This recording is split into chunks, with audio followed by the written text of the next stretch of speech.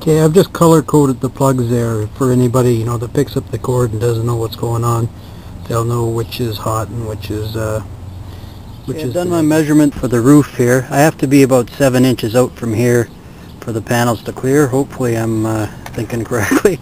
So I've drilled the holes in these already, and I'll line it up to here, square it up, and drill through my roof and then secure this.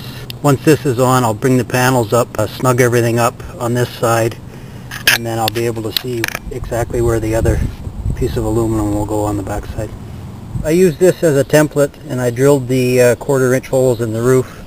Now what I'm going to do is I'll take these carriage bolts out and I'll drill a 5/16 in so the carriage bolts can go down flush, and then snug things up from down below. Now it just so happens that the 1/4 inch bolt, once I drill a 5/16 hole in this, then I just take the nut, torque it down to pull the bolt through. There's just enough friction on the corners that it'll stay in there. Like, I can't actually turn that, so I'll have something to grab onto and I'll be able to tighten the nuts from underneath. This is what the bolts look like on the inside. 1/4 inch bolt diameter wise. I think they're an inch long, so I may get shorter ones because then I'll just want to cap that off with an acorn nut. And there's just a wider shot of the two of them.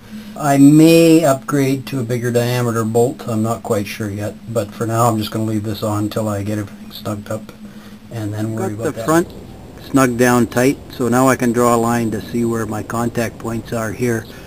You can see the roof is rounded, so there's not a lot of space where it can contact. Just wiggle it up and down there a bit.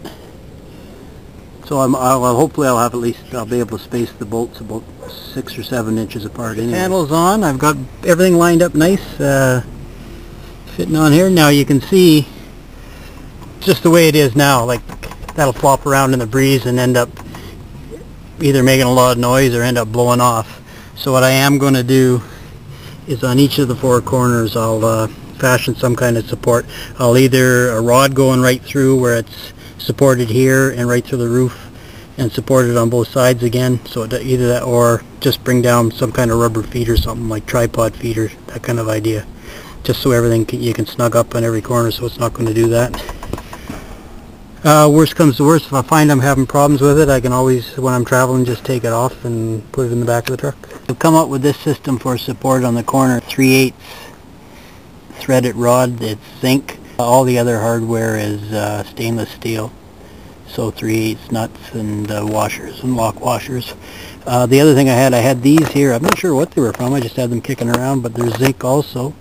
So I'll just have those down there at the bottom. Now right now I'm not gonna seal the hole with any sealants right now because everything's just a test fit. But once I have it all set up and tested, then I'll put the sealant on. I'm going to square this up, see how it goes, and then complete the other 3 holes.